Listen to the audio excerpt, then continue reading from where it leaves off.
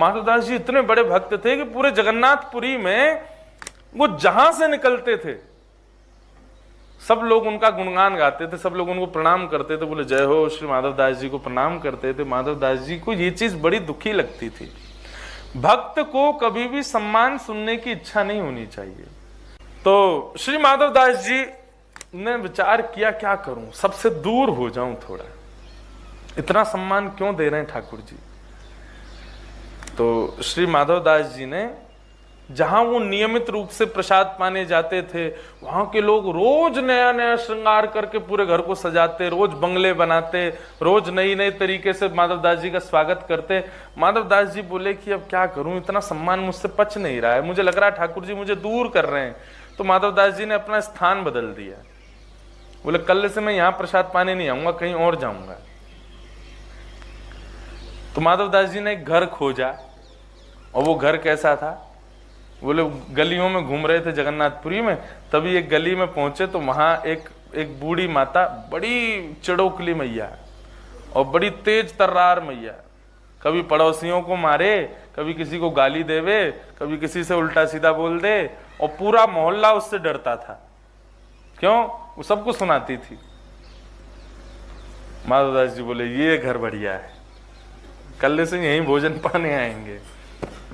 एक दिन पहुंच गए माधवदास जी, मैया बोली अरे आप तो माधवदास जी हो? बोले हाँ हाँ मैया वही हूँ, वो जगन्नाथपुरी में बड़े आपके चर्चे होते हैं, कैसे आए मेरे यहाँ? बोले मैया आपके यहाँ भोजन पाने आए। अब मैया तो मेरे यहाँ भोजन पाओगे? बोले हाँ हमने तो पा लिया भोजन, तो क्या हो गया मैया, दोबारा बना दो। अब उसको इतना तो लगा कि चलो संत आए हैं, इतने बड़े संत आए हैं, कुछ तो बना दूं। बनू के उसने माधवदास जी को पवा दिया। माधवदास जी बोले ठीक है, चले गए। दूसरे दिन माधवदास जी फिर आ गए। मैया बोली आज कैसे बाबा? बोले प्रसाद पाने आए। तो मैया को लगा इनको कल ज्यादा स्वाद आ गया, इसलिए अब तो ये तो रोज आएंगे। आज मैया ने जानबूझ के जबरदस्ती नमक ज्यादा, किसी में मिर्च ज्यादा, किसी में नींबू ज्यादा। बोले इनको थोड़ा खट्टा लगेगा, मिर्च लगेगी, तो कल से आएंगे तो भी नहीं। माधवदास जी को दिया। माधवदास जी ने जैसे ही स्वाद लिया तो पता तो चल गया था कि नमक तेज जानबूझ के किया है, मिर्च तेज जानबूझ के करी है। और बार बार पूछ और रही थी कैसा बना भोजन।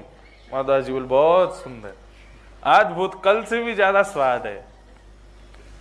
मैया बोली बाबा को मुझे लगता है नमक मिर्च लगती नहीं है, कल से मैं डालूंगी ही नहीं। परसों फिर माधवदास जी पहुंच गए, आज उसने नमक और कुछ डाला ही नहीं। आज फिर बोले बाबा सब ठीक है ना, कोई कमी तो नहीं? बोले बहुत स्वाद मैया, हर दिन एक नवीन स्वाद मिल रहा है, बहुत आनंद आ रहा है। माधवदास जी को तो वो सम्मान से बचना था, इसलिए उन्होंने अपना जगह ढूंढ ली। और यहाँ वो मैया तो बड़ी परेशान, बोले ये रोज आ जाते हैं। आज वो इतनी चिढ़ के बैठी थी, बोले आज आंदया बाबा है, मैंने कहा किया या को काई को रोज आ जाए। जैसे ही माधवदास जी आए तो मैया से बोले मैया भिक्षा कराओ। बोले बाबा जरूरी थोड़ी है अन्न की भिक्षा रोज चले। बोले नहीं कुछ भी चलती है भिक्षा तो उस समय वो मैया पोंछा लगा रही थी तो चिढ़ में आई, बोले ले तो फिर ये ले भिक्षा। वो पोंछा ही उठा के माधवदास जी पे फेंक दिया। माधवदास जी बोले कि भिक्षा तो स्वीकार है, चाहे किसी भी रूप में मिले। वो पोंछा लेकर के माधवदास जी हृदय से लगा के चले गए। अब माधवदास जी का नित्य भाव था कि जो भी पाते थे नेत्र बंद करके पहले श्री जगन्नाथ जी को पवाते थे। जो भी भिक्षा मिलती थी पहले जगन्नाथ जी को निवेदित करते थे, फिर स्वयं लेते थे। अब आज तो पोंछा मिला है, वो कैसे दें जगन्नाथ जी को? माधवदास जी ने मन में विचार किया, बोले आज तो पोंछा मिला है ठाकुर जी, ये कैसे दूं आपको? तुरंत गए माधवदास जी, तेज धूप में पोंछा सुखा दिया। जैसे ही वो सूखा तो उसको उसके सारे रोए जो थे उनको निकाल दिया, सारे धागों को निकाल के हाथ से उसकी बत्ती बनाई, घी में डाल करके जगन्नाथ जी की आरती कर दी। जगन्नाथ जी के नेत्र सजल हो गए। माधवदास जी जगन्नाथपुरी में विराजते थे और ऐसा वर्णन आता है माधवदास जी के चरित्र में कि जब श्री माधवदास जी जगन्नाथ जी के मंदिर में जाते थे ना, तो ब्रह्म वेदी पर बैठे हुए श्री जगन्नाथ जी ऐसे झूमते थे, मेरा माधव आ गया। माधवदास जी ठाकुर जी के समीप गए, ठाकुर जी से बोले राजी हो ठाकुर जी? जगन्नाथ जी बोले खूब प्रसन्न है। प्रसाद भोग बढ़िया आरोग रहे हैं आप? बोले बहुत आनंद में। माधव दास जी बोले ठाकुर जी मेरी एक इच्छा हो रही है। बोले क्या? बोले कि मैं वृंदावन जा रहा हूं आपकी लीला भूमि का दर्शन करने। जैसे ही सुना माधव दास जी वृंदावन जा रहे हैं, अब ठाकुर जी सोचें कि मैं प्रसन्न हूं कि दुखी हूं। ठाकुर जी मौन हो गए, कुछ नहीं बोले। माधव दास जी बोले आप कुछ कहेंगे नहीं, हम वृंदावन जा रहे हैं। जगन्नाथ जी बोले क्या कहूं, स्थान ऐसा है कि मैं तुमको रोक नहीं सकता जाने से, लेकिन मन कह रहा है कि तुम्हारे बिना रहूंगा कैसे, मेरा मन कैसे लगेगा। माधवदास हम तो रोज तुम्हारे लिए यहां सज-धज के तैयार होते हैं, ये भले ही सब लोग दर्शन करते हो, लेकिन मेरे को प्रतीक्षा तुम्हारी रहती है कि तुम आ रहे होंगे और तुम वृंदावन चले जाओगे। और उस समय इतने साधन थोड़े ही थे कि फ्लाइट पकड़े सीधे पहुंच गए, आ गए दर्शन करके वापस एक दिन में। पहुंचने में ही महीनों लगेंगे, फिर तुम वहां रुकोगे, दर्शन करोगे, फिर लौटोगे, कितने दिन में आओगे? 6 महीना तो लग जाएंगे तुमको। हम कैसे रहेंगे तुम्हारे बिना? माधव तुम्हारे बिना कैसे रहेंगे हम? हमारा मन ही नहीं लगेगा। भोग तो लगेगा लेकिन स्वाद नहीं आएगा, श्रृंगार तो होगा लेकिन सुंदर नहीं लगेंगे, आरती तो होगी लेकिन हमको प्रसन्नता नहीं होगी। माधवदास जी बोले तो फिर अब बताओ क्या करें? फिर वृंदावन नहीं जाएं? बोले नहीं, ऐसा भी नहीं चाहते कि तुम वृंदावन नहीं जाओ, वृंदावन तो जाना ही चाहिए। बोले आप ही बताओ निधान क्या करें? जगन्नाथ जी बोले हमको ले चलो संग में, तुम्हारे संग रहेंगे तो वृंदावन भी चलेंगे, प्रसाद भी पालेंगे। माधवदास जी ऐसे बोले ये असंभव है, आपको कैसे ले जाऊं? 2 कारण हैं आपको ना ले जाने के। ठाकुर जी बोले क्या? बोले पहला कारण तो आप इतने भारी हो, हम अकेले तो आपको ऐसे नहीं कि चढ़ाए कंधा पे ले गए। दूसरा आपको इतनी भूख लगती है, मैं दिन भर देखता हूं 7 बार आप भोजन करते हो। तो जगन्नाथ जी बोले हम हल्के हो जाएंगे, और रही बात भूख की तो हम भूखे रह लेंगे, व्रत कर लेंगे। वृंदावन जाने के लिए व्रत करना पड़े तो मंजूर है, लेकिन वृंदावन ले चलो। माधवदास जी बोले पूरी जगन्नाथपुरी मेरे पीछे भागेगी, ये पंडा पुजारी सब जान से मार देंगे अगर मैं आपको ले गया तो। अब ठाकुर जी यहीं बैठे रहो, बहुत भक्तों को विरह देते हो, 6 महीना आप भी विरह सहो। अब जगन्नाथ जी की आंखों में मोटे मोटे अश्रुबिंद आ गए, मेरा माधव जा रहा है मुझे छोड़ के। जगन्नाथ जी को समझा रहे माधवदास जी जैसे कोई बालक को समझाता है, अरे मैं आ जाऊंगा, रो मत आप, मैं अभी आ जाऊंगा। सोचो कैसी भक्ति माधवदास की। उसके मंदिर से निकलने पर श्री जगन्नाथ जी विरहातुर हो रहे हैं। बार बार माधवदास जी से कहें कि मत जाओ, अरे रास्ता बड़ा दुर्गम है, रास्ते में तुमको बड़ी आदि व्याधि हो जाएंगी, ऐसे हो जाएगा, लेकिन चाहते भी हैं कि वृंदावन जाए। और 6 महीना का अवकाश दे करके माधवदास जी चले गए। उस दिन जगन्नाथपुरी में घनघोर बारिश हुई, मानो जगन्नाथ जी रो रहे हैं, मेरा माधव जा रहा है।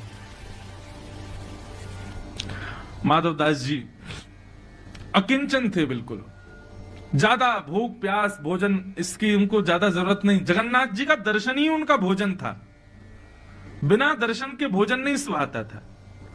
चित्त में श्री जगन्नाथ जी बैठे हैं, वृंदावन की यात्रा पर जा रहे हैं।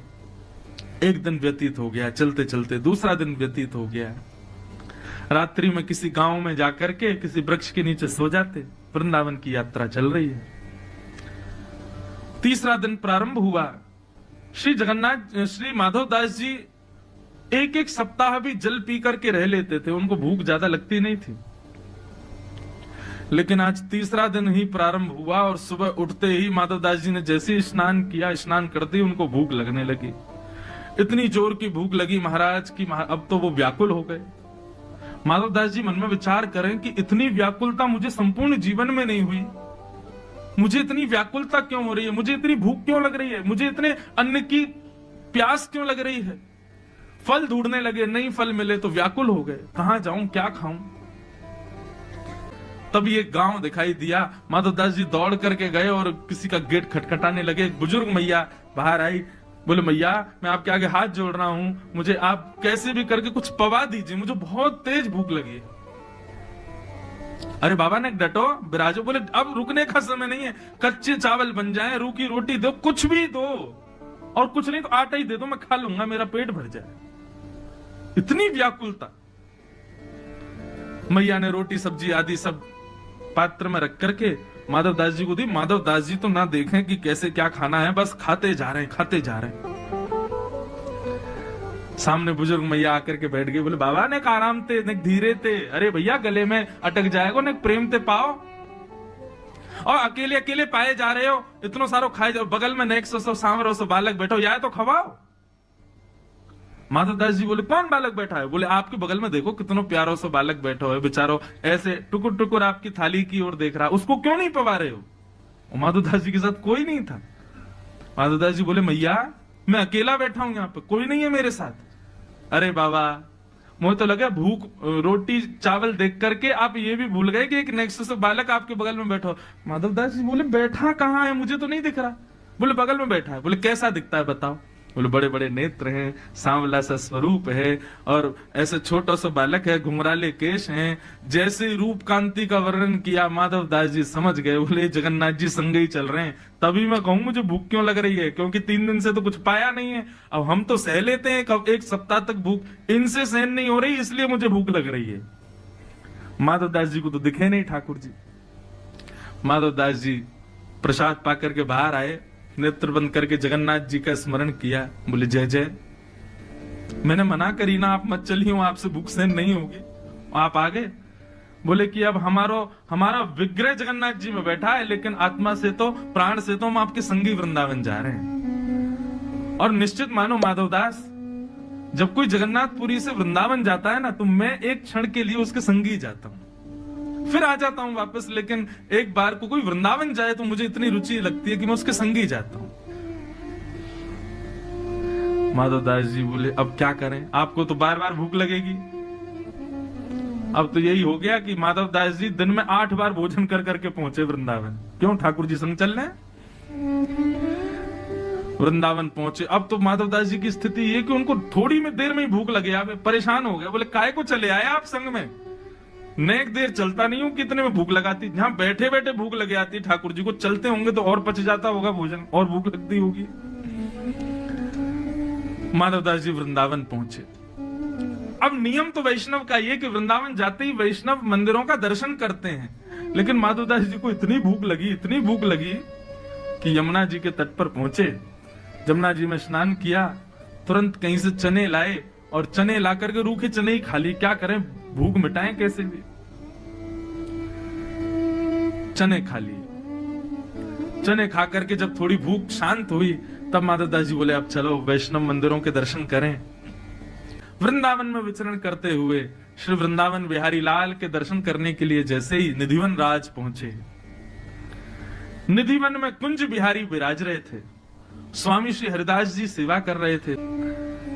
माधव दास जी दर्शनार्थियों में बैठे थे और अंदर बिहारी जी की सेवा चली थी। स्वामी श्री हरिदास जी सेवा करते करते अंदर से बाहर आए और दर्शनार्थियों बोले भैया तुम में से माधव दास कौन है? माधव दास जी बोले इनको मेरा नाम कैसे पता है? माधव दास जी बोले भैया हम हैं। बोले तुम जगन्नाथपुरी से आए हो? बोले हाँ आया तो जगन्नाथ। आपको कैसे पता मेरा नाम? आपको कैसे पता मैं जगन्नाथ? मैं तो पहली बार वृंदावन आया हूं। बोले अरे हमारे बिहारी जी ने तेरा नाम बतायो है। माधव दास जी तो व्याकुल हो गए। बोले बिहारी जी भी जानते हैं मुझे? जगन्नाथ बिहारी जी में कोई अंतर थोड़ी, एक ही है। स्वामी श्री हरिदास जी बोले इतको आओ।